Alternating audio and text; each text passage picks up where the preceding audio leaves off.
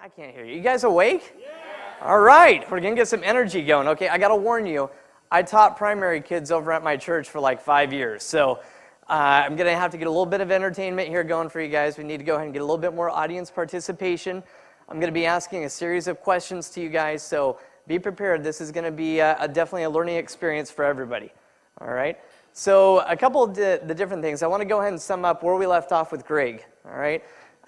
Greg, I got to tell you, is an extraordinary designer. I remember I originally had him over. He originally interviewed at my house on my porch when I was a garage-based business originally starting out. So like some of you, I want everybody to know that I can relate to you. Yeah, everybody has to start somewhere, right? And I can't tell you how many times I got the good old Bill Gates comment, oh, he started in his garage. Michael Dell started in his garage. Well, you know, garage successes can occur. And I want to make sure everybody knows that. They can happen. You know, I love our beautiful office now. We got, you know, the waterfalls. Greg made sure we had a place where we had a little miniature putt-putt course where we're located at.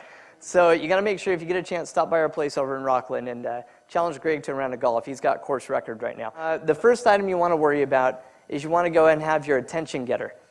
All right? Now, this has to do with whether we're talking business cards, postcards, website, brochure, even when you're out talking to people. You know, the loud tie, maybe the loud skirt. You got to have your attention getter, something that's going to go and draw people to you. Now, believe it or not, I am not a people person. You know, if I had it my way, I'd love to be up in a cabin in the Sierras somewhere and just fishing and not talking to people. But it's okay. I like you guys, so we're all together today. But you know, so it just goes to show when you're out there promoting your business or talking to people, you need to make sure you have your attention getter or you're handing out a marketing piece. All right. Some people like to refer to it as sex appeal. Now, it's not the most professional term, but you know, when you go to a car lot, you know, I want to show whether you're you know, stay-at-home mom or stay-at-home dad one time in your life, you know, how many people here were really jazzed about the first time they may have had to buy a minivan? All right. Oh, we got somebody's jazzed over here about mini. I got to tell you, Mustang today, minivan in the past. You know, that's pretty cool. My wife, when we went and we were looking at different minivans, she could not bring herself to getting a minivan. Okay, she was just like, you know, I can't do it. And so actually, when she was delivering my second child in the hospital, I went down to the car place and I picked up the minivan on her behalf. And boy, was she, you know, she was really excited when she came out to the parking lot. Oh wow, a minivan! But you know, we really like our Mazda MPV. But if you have your choice to either be driving a minivan or what year's your Mustang? Oh, it's 2009. A 2009 Mustang. What? There you go. We have two Honda Odyssey minivans, and one of them has 4 car seats and a double stroller. Nice. 2 car seats, a double stroller. You are living up the life. So, but you know, typically if you go out to a parking lot though, and you know, you're maybe walking out with some clients or whatever the case is, and you're going over, you have your choice. You know, if there's that nice red Mustang parked next to your minivan, you know, sometimes I've tended to want to act like I'm walking towards the Mustang, you know, because you know, it's nice. Sometimes you gotta have that initial sex appeal going on, right? And so, fellows, you know, that might be how you originally were looking for your wife, or ladies, that's when you're looking for that husband. You weren't looking for somebody funky looking. You weren't looking for marrying a minivan, right? And so, well, the same thing has to do with marketing and websites. You need to go ahead and have that initial sex appeal, that initial tension getter, all right? Then from there, your second point. Now you've gotten them to your website, or you've gotten them to look at your piece, all right? Your business card has stood out from the slew of business cards sitting on the table. They've picked it up, or they're looking at it, and now they're going to be looking at your content. So you need to go ahead and make sure your content, as Greg was pointing out, I'm going to go ahead and reemphasize, your content needs to be communicated clearly and concisely. All right? What I mean by clearly and concisely, I know personally when I go to write something, I tend to get a little wordy.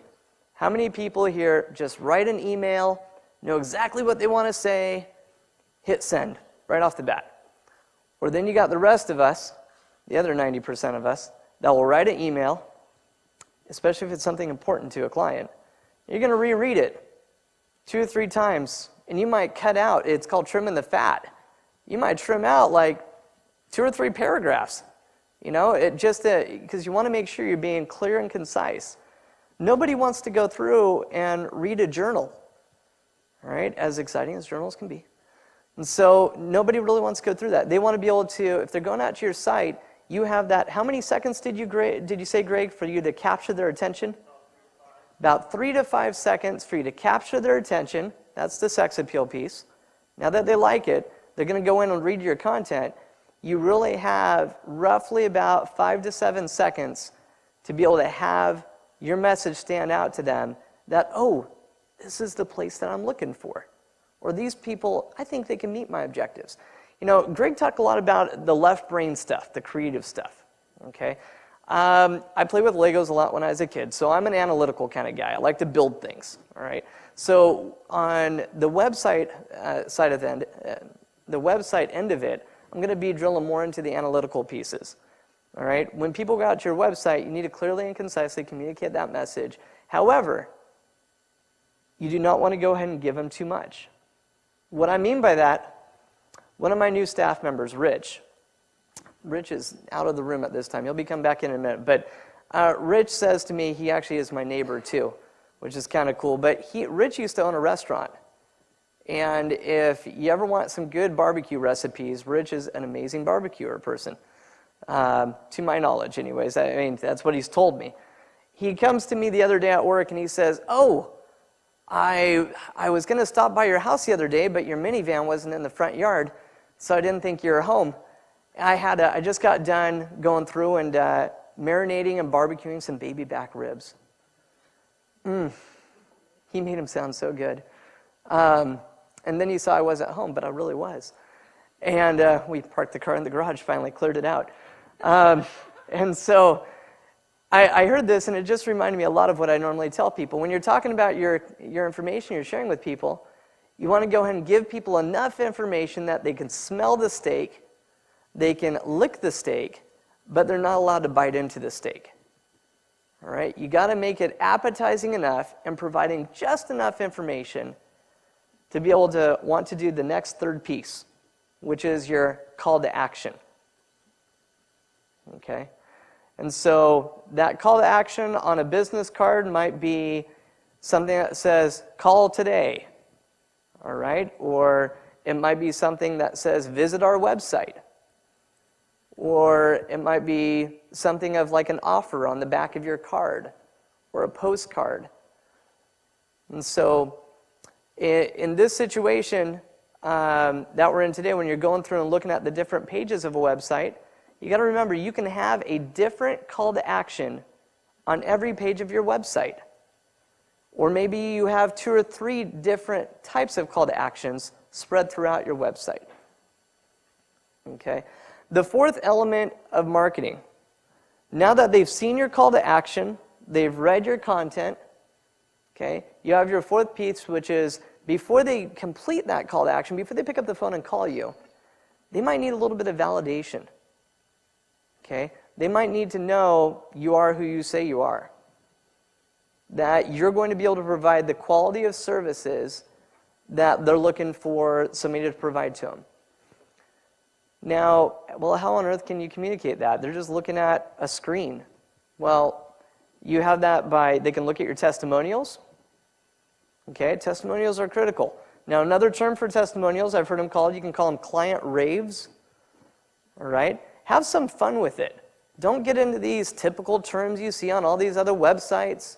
The biggest thing that I tell people, they're like, oh, I need to have an About Us page. You don't need to have an About Us page. What is your About Us page really trying to communicate? What you need is a Why You page.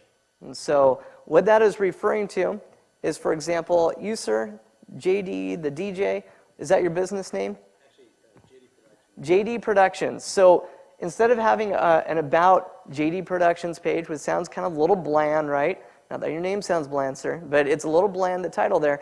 What you want to have it is, why JD Productions? Turned into a question. Why do you want them to use you? Right? When it comes to the services that you're going to be offering, you can go ahead and call it services. Well, why not instead call it what we do? Okay? people like questions. They like to be able to know that they can go ahead and interact, as Greg was saying. And so these are small little ways you can help people interact with your website. All right? So you got to remember those 4 elements on anything that you guys are doing. Now, validation, how do you do validation on a business card? Well, if you're a photographer, go ahead and slap a nice photo on there. Pick your prized possession photo. Now, if you're a photographer, here's my challenge to you guys. All right? If you, instead of getting 1,000 business cards with the same photo on them, keep it fresh, keep it exciting. Go and maybe do 4 runs of 250 business cards. Cost you a little bit more money because you don't get your discount on volume. But maybe get 4 different ones with 4 different pictures on them. Change it up a little bit with the colors and stuff. Okay, so that way if you meet somebody at that mixer the following month again, you might hand them a, they got a 1 out of 4 chance on getting a different business card. That looks a little bit different, changes it up, and they might have a new reinvigorated version of why they should contact you. Okay? And so, tying back in some of the other points where Greg left off, isn't that great? We've got this big blue video right here behind us, huh? You guys got to tell me these things, all right? So we're going to dive into this a little bit here. I'm not trying to market you guys. I know you're getting excited. Hey, my website's been up there like the whole video. All right, we're going to be using them as an example and having some fun with their website in a second. Okay, we're going to make an example out of them. All right, and so a couple of the other areas Greg was getting into. So I touched a little bit on content. What we want to go ahead and make sure is important there. Greg had also down develop the structure. All right, so let me go around this way and develop the structure. When we're talking about develop the structure of a website, okay, one of the first things we do when we're sitting down with a client, and for any of those out there that ever need to get a website designed, or you're trying to go ahead and pick a good web company to work with, it doesn't matter to me whether you guys ever want to use us or not. Hey, we're available. However, that's not why I'm here today. Okay, so for example, what we like to do when we sit down with the client, and that's not going to open that up because it's trying to pull from a different location. That's correct. All right, let's go ahead and try to grab something from a local spot. 1 second, you guys. Is develop the structure that you're going to talk about now? Is step 4 of the 7? No, yes, it is. Develop the structure is step 4 of where Greg was going. That is absolutely correct. Let's see, S drive. Sorry, you guys. 1 second. Here we go. All right. So everybody see that okay? You got lots of bubbles on the bubble chart. Let's go ahead and zoom that back a little bit. Okay. So one of the things that we'll do, this is called a sitemap. All right. When you're sitting down with a web development company, there's lots of different web development companies out there, just like there's a lot of photographers, there's a lot of wedding planners, there's a lot of DJ folks. There's a lot of people out there that do painting. Okay. There's a lot of contractors out there. Now, painters, contractors in general kind of have there's a rough stereotype to them, right? So I remember when we were trying to find somebody that would do tile in my bathroom in my last house. Good grief. We went probably through 4 different companies until we found a good company that would be able to do it. But hey, none of them had websites because it's just not what they had in that time in that industry. But trying to find a good company to do something sometimes can be challenging. Am I right? Because sometimes we don't know what to ask. That's not what we do. That's why we're hiring them in the first place. And so some of the things that you need to be looking for when you're looking for the right company to use, and this is put on your marketing cap when you're thinking about your own company. What are people looking for when they go to use you? All right? And I am getting away from developing the structure a little bit, all right? But I'm going to tie back into this. And so what's important to everybody else? Are they really? Do they need to know how long you've been in business, perhaps? Are you registered with Better Business Bureau? Do you have a long-standing list of happy, satisfied clients? Do you have references on your website? Can you show experienced photos of other events or other things that you've done? Right? So what is the person that's visiting your website looking for? And maybe that's something you want to ask them. Pull together a little peer group. Ask your clients that you've already serviced in the past. Hey, Bob, if I could ask you, what was important to you when you were first looking at my website? Or when you selected my company to work with, and I know you're happy with me, when you select my company to work with, what was it that drew you to work with me? What is it that made you want to go with my company versus all the other ones? And I guarantee you, you're going to get a sincere reply. All right? They're going to let you know. And for some of us, that can be a really big surprise. Regardless of your company name sometimes, regardless of how big your staff are, 9 out of 10 times, people go with your company because of you. Right? I used to get wrapped up into that. I used to think, well, what should I name my company? What should I do? And I always try to, for the longest time, for many years, I tried to make it something bigger than it really was. But bottom line, at the end of the day, the clients that I built up over the years came and did business with me because of me. Now, I got great staff that make me look great sometimes. However, bottom line is people wind up doing business with people they like, and they wind up doing business with people that they can trust. Okay? So think about that a little bit. Jumping back into structure. As Greg writes here, in other words, this is the creation of your sitemap and all technology that goes into it. Great paragraph, Greg. So really it comes into that is we go through and we take our customers through an exercise. We have our very first meeting with a client. We do a scope creation exercise where we go through and we're going to ask you a series of different questions. What's important to you? And every site's different. This particular site here, this is no application whatsoever to this meeting. This is a financial website. And as you see, it says Sitemap version 4. Sometimes we get to go through this exercise multiple times with you because oftentimes your business changes over the years. What website you have built now might not be the website you need to have for yourself 2 to 3 years from now. I talked to a young lady earlier, because yourself, miss, that she had a website developed out 2.5, 3 years ago. And, she's satisfied with it to a degree. It meets certain objectives. However, it may or may not be the site that best represents your business now. In a small business, especially one that started off in a garage, your business changes. It's going to grow. You're going to have new services that get added on. You're going to have new points of interest, new certifications perhaps, new fresh testimonials, new overall experiences that you need to make sure are communicated throughout your website. And that's one of the things that keeping your site fresh and updated, as Greg was talking about, is important. When you're looking at your content or going through your content structure, there might be certain areas of your website where we need to build what's called an About Us control panel. So everything to your right, that's all front-end pages of your website, whereas everything to your left, typically we build out, these are your control panel pages. There are certain pages that you may not need to update more than twice a year. If you don't need to update it more than twice a year, you shouldn't have to worry about paying any money to be able to develop out maybe a little section where you can get in and update it yourself.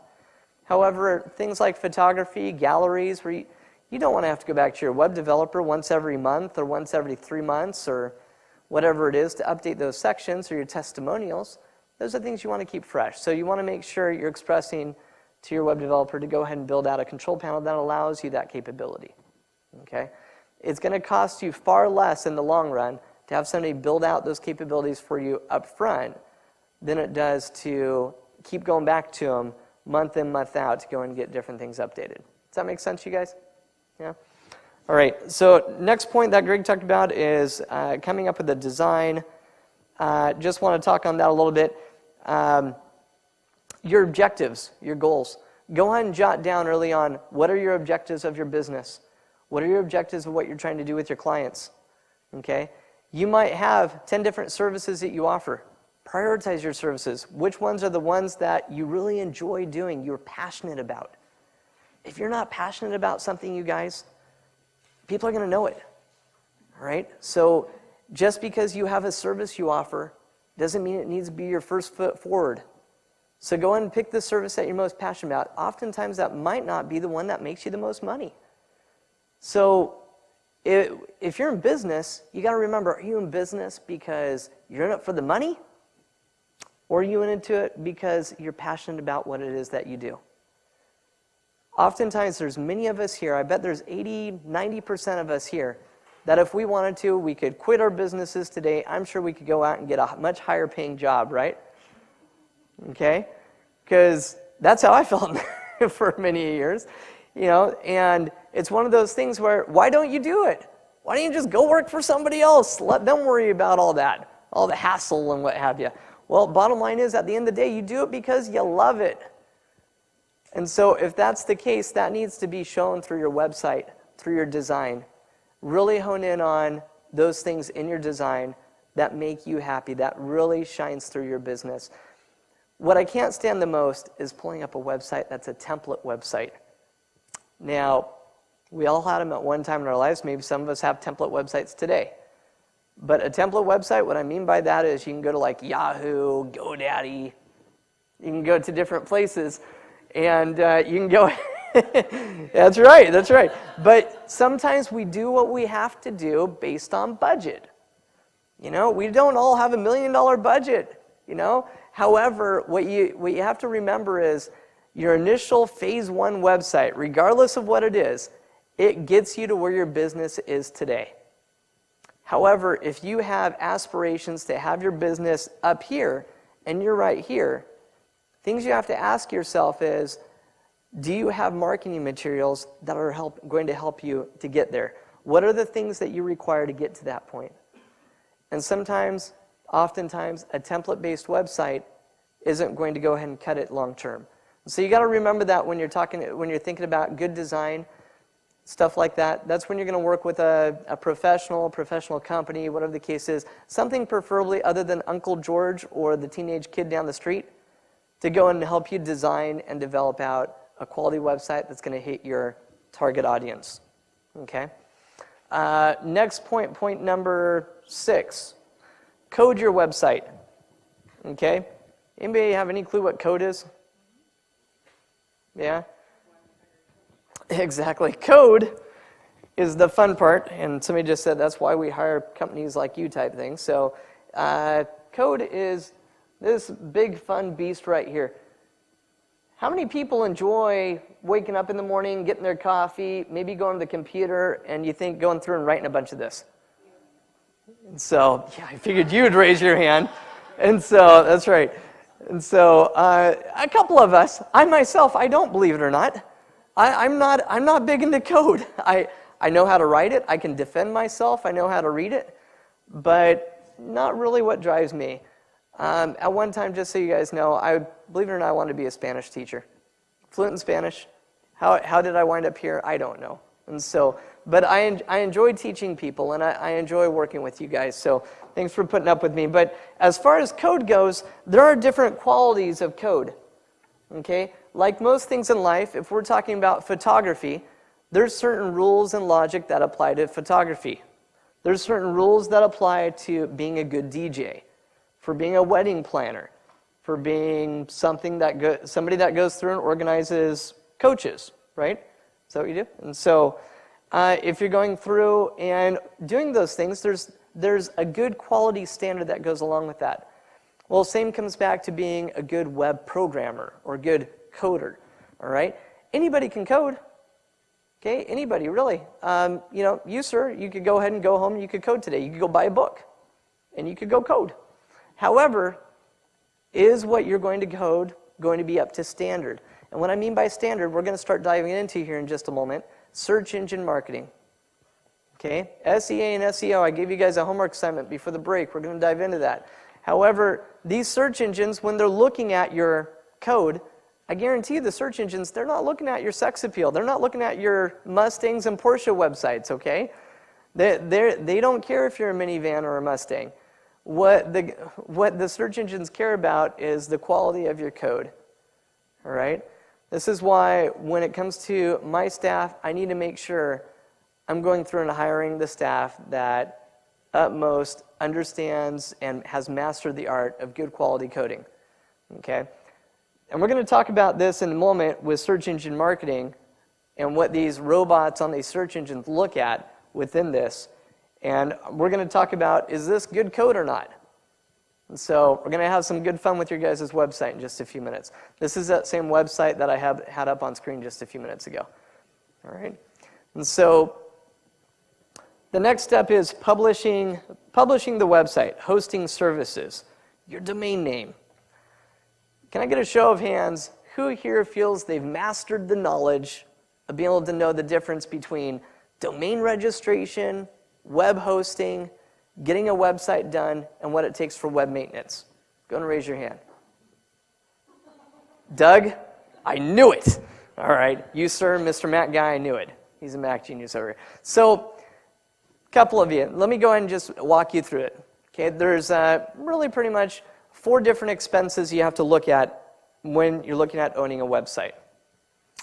Okay. I'm going to go ahead and try to relate these to the best of my ability with my fun analogy that Rich has made fun of me a couple of times about my analogy, but it's all good. By the way, ladies and gentlemen, Rich over there, he's the guy that knows how to make the baby back ribs. And so, all right. So when it comes to these four items, number 1, registering your domain. There's places out there that'll charge you $7 to register your domain, even low as $4 perhaps to register your domain, all the way up to $30, $35 to register a name. Do they all do the same thing? Yeah, pretty much. Okay. However, getting a domain registered is basically like going through. You're moving to a new territory. And I keep trying to picture that one Tom Cruise movie where they're going through and they're trying to stag the flag and claim their piece of land. Far and Away, I think it was. My wife, she whips that thing out on me every couple of years. But, I think of that movie, and they stab the flag into a plot of land. Well, that plot of land now needs an address. So registering your domain on the internet is much like getting getting an address assigned to a piece of land. Okay? The cost for that is normally an annual cost, or you can register it and pay for a couple of years up front. All right? The second piece to it is getting your website designed. Okay? Well, you might, while you have your piece of property, you might be thinking, well, let me go out and a lot of us get excited and people start shopping for furniture and stuff. All right? Well, getting your website designed, basically your website files, all those files on that computer, okay, that's basically like your furniture for your house. Well, the problem is you now need a spot to put all that furniture. You can't just put it out on the land. Somebody's going to rip it off. Somebody's going to take it, right? It just doesn't work that way. So you need a house. Well, that house is basically your web hosting. Okay? Your website design and programming of your code, that should be a one-time cost unless you're renting a template from somewhere. All right? And then getting your web hosting done, that's renting space on a server to put all those files on, that is often either a monthly cost, that can range in price depending on the size of your website or the amount of furniture you got, or it could be something you pay annually. And normally there's a discount for paying annually. The fourth piece, the fourth cost factor of having a website is you're going to have to worry about mowing the lawn. What I mean by that is the maintenance. Okay, getting your website updated. Okay, a couple times a month or a couple times a year, whatever the case is, just any maintenance that needs to be done to it. There are companies out there that'll charge you a maintenance cost. Okay, we're going to charge you $50 a month just to maintain your website. What's that mean? Well, they're not really doing anything unless you go to them and ask for a change, right? Websites don't need anything to be maintained on them unless maybe you have a database that needs to periodically be looked at. But typically, don't lock yourself into a maintenance contract. There's no need for that. Okay, if you need your website updated, you should be able to have an open relationship with your web development company where they, for example, for us, we go through and we do updates in 15-minute increments. All right, and what I tell our clients, we can do a lot in 15 minutes. So just go and build up your little wish list, and we go through and we'll knock it off one by one, and then we'll let you know. And and what I do recommend is if you have a lot of items on your wish list or things you need to go ahead and get updated, make sure you ask for an estimate first. I hate surprises, especially that when bill drops in, don't like the surprise bill, and so. Exactly. The best surprise is no surprise. So you got to make sure you go ahead and get that all prearranged up front, okay? And so those are the items, the different points Greg had left over in his presentation. I'm going to go through and dive more into SEO and SEA. Okay? First of all, can I get a raise of hand? Somebody tell me, what's SEO? Search engine optimization. I heard a couple of you there. How about SEA? It's a little bit more unfamiliar. Anybody got it? No, not authorization. Advertising. There we go. Good job. So search engine advertising. Okay. So let's go ahead and shift you back, minimize you. All right. So we're going to go ahead and look at this guy right here. So search engine marketing, SEM, comprises of SEA, search engine advertisement, SEO, search engine optimization. Biggest thing I'm going to touch on right now is search engine optimization, okay? So somebody give me a key term to type into a search engine here. Okay, skincare for weddings or just skincare? Bridal makeup. So bridal makeup, look at that. Gives me a prompt and everything. Now, look at them brides. Isn't that amazing? So what we're looking at here is a couple of different things. These search results, if I'm in Connecticut right now and I type the same thing in, should I get the same results? Anybody tell me why that is? Okay, so let's... Right, but how's it know? How's it know I'm in Connecticut or California? All the information from your previous searches? No. How it works is actually every computer has an IP address to it. Okay, that's how you get on the internet, through your IP address. Okay, so every internet provider, AT&T, Comcast, all those other wonderful ones out there, XO, they provide you, when you're connecting to the internet, you get an IP address. That is your access to the internet. All right. And basically that right there, those are issued out federally and nationally to each internet service provider. Okay? And those right there are what tell Google and everybody else your location, all the way down to the local city, your local zip code that you reside in. Okay? So this is going to give me certain results based on my specific area. All right? So when it comes to all these different pieces right here, you'll see that initially what comes up over here, you have your sponsored links. And so I'm going to cross over here, save a little bit of time. So right here, this first one, this is known as what's called position 1. And these guys over here, this is 2, 3, 4, 5, and so on and so forth. Okay, those are the sponsored link spots. Everything that is sponsored links, those are paid positions. That's search engine advertisement. Okay, or SEA. So when somebody comes to me and says, I want to be in the top 10. Oh, you can be in the top 10. You can just pay for it. It's all good. You know, I can guarantee you'll be in the top 10 if you want to pay some money. You know, that's typically how that works. So when you see people advertise, you know, that they're going to get you in the top 10, that's not hard to do, you guys. That's something that I can even show you and help you to do. Okay, when you're talking search engine advertisement. Now, here's the trickier one. These guys right here. All right, sweet and innocent bridal wedding makeup look. Boy, I don't even want to know if to go to that one. That's kind of weird. So as we scroll down, you have a very interesting industry. Sweet and innocent, huh? Okay, I guess I want my wife to look innocent if we're getting married. All right. So these positions here, what controls these? Okay, so model bride. You familiar with them? Have you ever heard of any of these people? Okay. Okay, so a couple of these might look familiar. A couple of these you might be like, I've never heard of them before. Well, these are actually, some of them are going to be local. Okay, many of these are going to probably be local companies. That's because it's pulling them up based on your IP address of what you're searching in. Okay, what controls this information?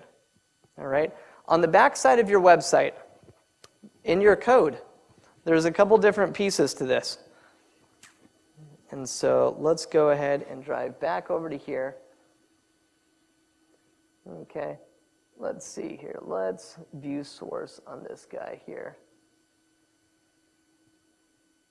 Okay, you can right-click on the outside of any website and click View Source. That's how you get this fun stuff. Okay, a couple of key elements up here, and I'm short, so this isn't going to work well. But up there, you see where it says title? Okay, whew, I'm still on good. Where it says title, you can control that. Okay, when your web developer is programming your website, you can control that title. You can also control things that say, for example, description on line item 9 here.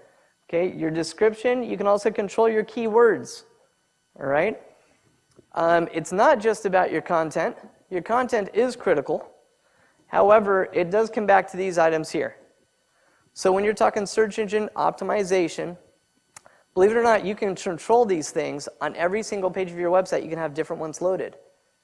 All right? So when you're talking about coming up with keywords, you want to think about, and this is what I often ask our clients, I want you to write down your top 20 search terms that you feel somebody's going to type into a search engine to find you. Question? So once you've done that, how important is it to pay that same company to do it for you year after year? Good question. The question was, how important, once you've done that, is it for you to pay that same company to do it for you year after year? Okay. Search engine optimization is, fortunately and unfortunately, not a one-time thing. Okay. It's one of those things that when you're talking about being optimized, well, if I got a car and I'm trying to optimize that bad boy, I might have it optimized one weekend, and then I sit here and I'm thinking about what else could I do to it? What else could I tweak? What else could I change to it to optimize it that much better? And so the web, does everybody think the web just stays the same every day? Nobody puts up a new website every day, right? You probably don't have new competition every day. Oh, heavens no. I'm sure you guys are competing against the same people you've been competing against for all these years, right? Especially in this economy.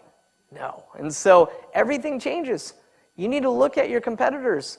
You need to go ahead and you need to go through and you need to right-click on their websites, go and see what they're using for their search terms. Okay? Go ahead and get a little insight. Okay? If you're not studying your competition, then you're leaving yourself behind. Because I guarantee you, they're probably studying you. When you say keywords, like if you have keywords like wedding planner, wedding designer, wedding designer, and planner, or you put it all? Good question. Are they keywords or are they key phrases? Believe it or not, they are treated separately. So, wedding planner, Sacramento, is different than wedding planner. Okay? Wedding versus the phrase wedding planner are two separate phrases. Okay? Wedding with a Y in it, because people can't spell, is going to be different than wedding spelled correctly. Okay?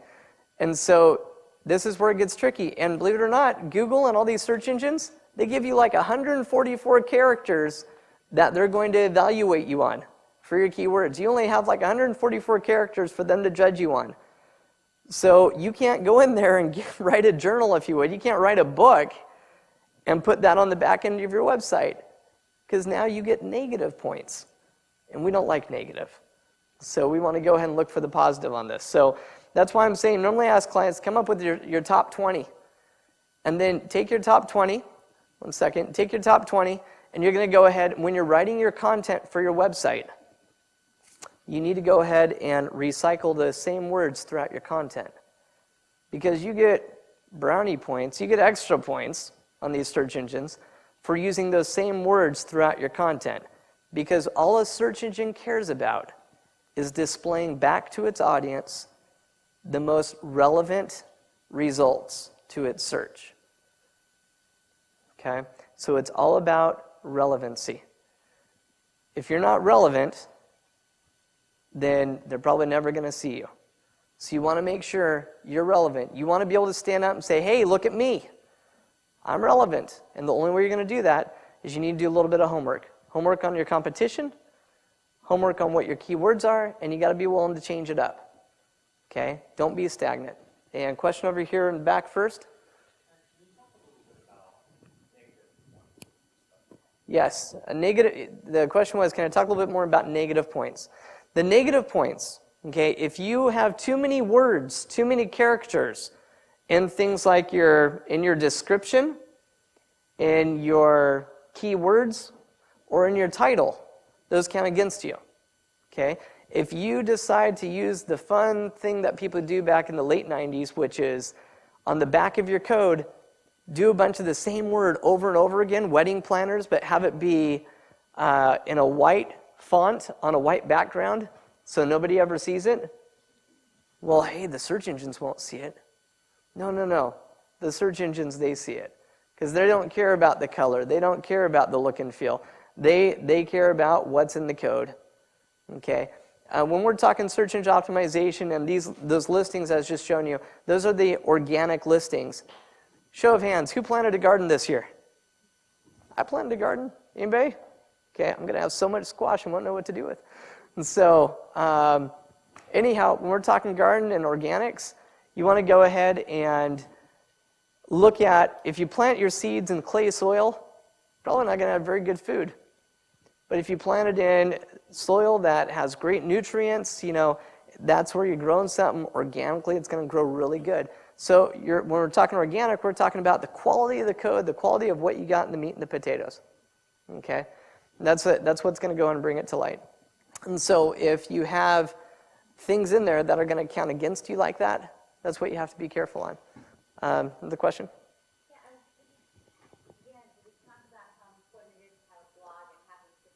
Like that, and I knew that the company that I used to optimizing, they had me set up with tons of links adding to one of my websites. Yes, there's a term called link building.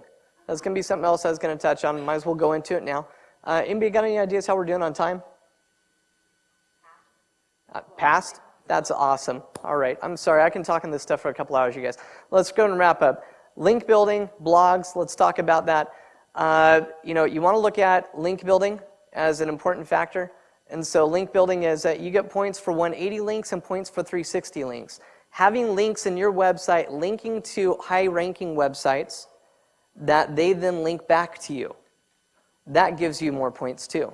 So if SACB, there's an article on you and there's a link to your website, and then on your website you have a link back to your SACB article, woohoo, that's huge. That's going to be huge because that's a good referring site. That's part of link building. Link building might also be registering some other domain names, putting up some 1- or 2-page websites out there on the internet. Okay, that also link back to your website, and you're linking back to those. So marketing in different areas.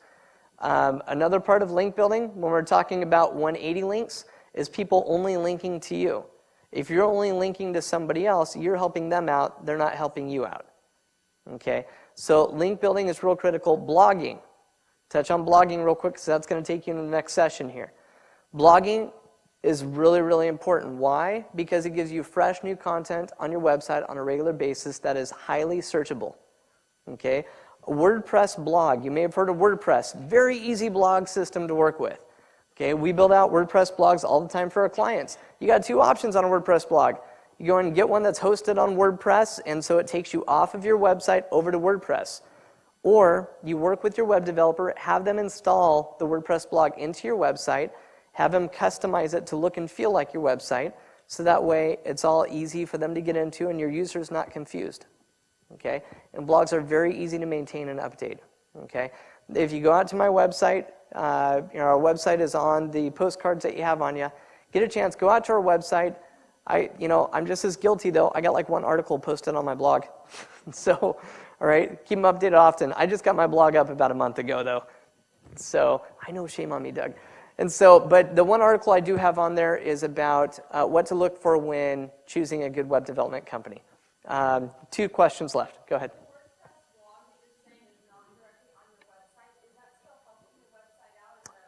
The WordPress blog that is not on your website is not helping you very much. It will help you if you have links from the WordPress blog back to your website.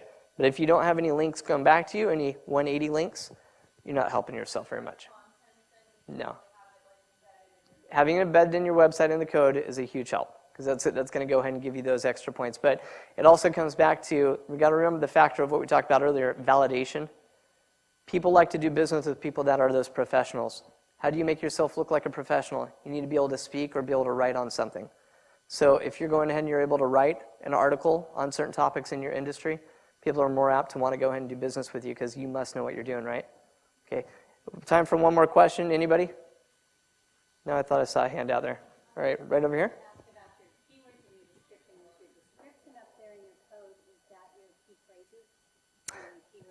Your description, is there a difference between description and keywords? Okay. There is a difference between that. The description, if you ever pull up a Google search, it gives a little description of what that web page is. That's what that description pulls up. Okay, you want to make sure in your description, in your title, in your keywords, in your content, you have consistency all the way through. Okay, unfortunately, you guys, that's all we have the time for today. If you have any further questions, please come up to me, let me know.